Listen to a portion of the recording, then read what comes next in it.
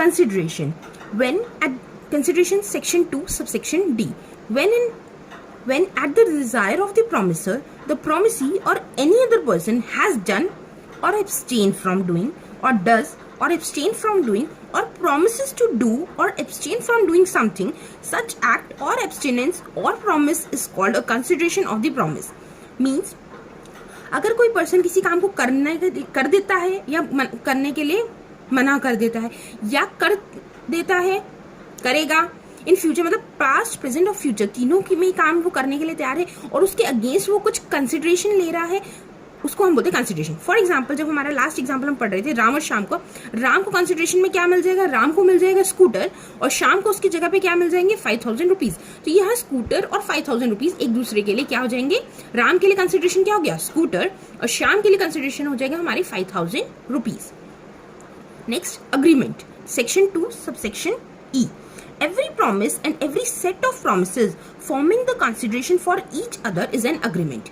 Means जब भी हम प्रॉमिस करते हैं एक दूसरे से या बहुत सेट ऑफ प्रॉमिसेस करते हैं और कंसिडरेशन के लिए प्रॉमिस कर रहे हैं, बिना कंसिडरेशन के प्रॉमिस नहीं, और प्रॉमिसेस कर रहे हैं कंसिडरेशन है जिसमें, उसे हम बोलते हैं अग्रीमेंट. जैसे कि राम ने ₹5,000 का प्रपोजल किया था शाम को कि मैं आपका स्कूटर खरीदना चाहता हूँ, तो जो राम को मिलेंगे राम को जो देने हैं 5,000 रुपीज और शाम को जो देना है स्कूटर, ये एक दूसरे के लिए प्रॉमिस कर रहे हैं कि राम कह रहा है कि मैं तुम्हें 5,000 रुपीज दूंगा शाम को और शाम कह रहा है मैं तुम्हें स्कूटर दूंगा. तो ये जो इनके बीच में प्रॉमिस हो रहा है चेंज करने का, ये हमारा चेंज क्या कहलाएगा, agreement. Next void agreement section 2 subsection G. An agreement not enforceable by law, कोई ऐसा अग्रीमेंट जो लॉ के अगेंस्ट एनफोर्सेबल नहीं है, यानी कि लॉ एनफोर्स नहीं कर रहा.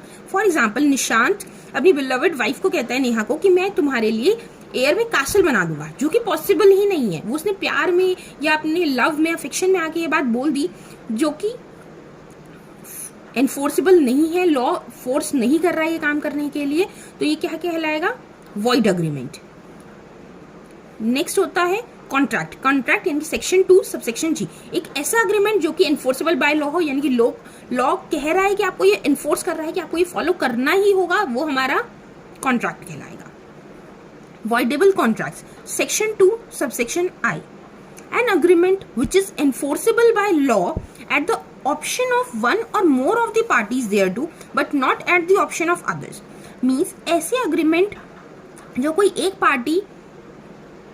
एक अग्रीमेंट जो कि एनफोर्सेबल बाय लॉ तो है, लेकिन कोई भी एक पार्टी उस ऑप्शन को ब्रीथ तोड़ सकती है, मना कर सकती है कॉन्ट्रैक्ट करने के लिए.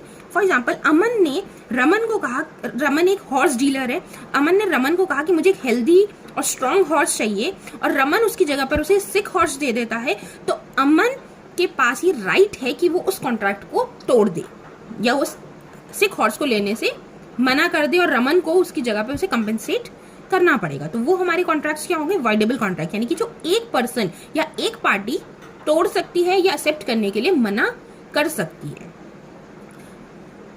9th point void contract section 2 subsection J.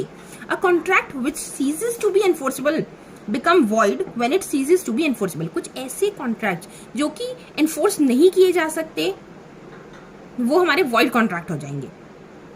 For example अमन ने रमन को प्रॉमिस करा था कि वो एक हेल्दी हॉर्स देगा, उसने पसंद किया था कि मैंने एक व्हाइट हॉर्स है आपके पास, मैं ये लूंगा. लेकिन जब हमारा कॉन्ट्रैक्ट हो रहा था तो इनके बीच में कॉन्ट्रैक्ट हो गया, लेकिन उसी कॉन्ट्रैक्ट के बीच में जब उसे रमन को अमन को हॉर्स देना था, उसी बीच में वो हॉर्स मर गया जिसको उसने कॉन्ट्रैक्ट करना था. तो अब ये कॉन्ट्रैक्ट वॉइड हो जाएगा क्योंकि उसके पास जो एक्सचेंज करने के लिए जो इंस्ट्रूमेंट था, जो उनकी कंसिडरेशन हुई थी, वो कंसिडरेशन ही लाइव नहीं है, मर चुका है, तो वो उसे कैसे चेंज करेगा, तो वो हमारा कॉन्ट्रैक्ट किसमें चेंज हो जाएगा, वॉइड कॉन्ट्रैक्ट में. लास्ट 2 टर्म्स रह गई हमारी प्लांटिफ और डिफेंडेंट. प्लांटिफ होती है who file the suit against the person.